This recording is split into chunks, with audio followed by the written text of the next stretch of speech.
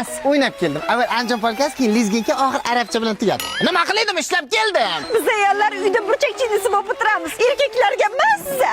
Erkaklarga mazza. Bo'ldi, bugun ishga birga boramiz.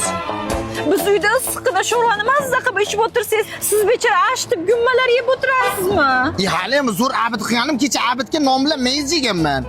Uy, erim grishalari o'rib charchab uyga borsa, men taytovni jig'lab uyda miyasini o'ritatyapman. Charchamadingizmi? Charchamamkan, endi majlis boshlanyapti-da. Majlis? U qachon tugaydi? Endi bu yoq boshliqni jag'i bilan insog'i bog'liq. Dadasi chiqishingizda kipito kap chiqing, muzlab qoldim. Eritib olasiz. Nima buzraysan? Kepidakni boshingga emas, senga qo'ysam uyga ketolmay qolaman. Dadasi tavbalar qildim. Ikkinchi erkaklarga mazza ekan demayman. Oyoqlaringizgacha o'zim yuvib qo'yaman. Ha, shunday bo'lsin. Xo'p bo'ladi. Men eslama uyga borib tashsangiz bo'ldi. Hozir undan oldin shunday bitta choyxonaga kirib chiqaylik. Voy, dasturxonda. Asta. Ko'rdingmi, xotin dinkem qurib ishdan kelib choyxonada mashincha ovqatlarni yeyishim kerak. Erkaklarga qiyin. Bekor aytibsiz, hamma gapimni qaytarib oldim. Erkaklarga mazza ekan. Nima?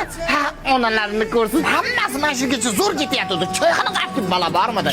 Ey, chuchcha.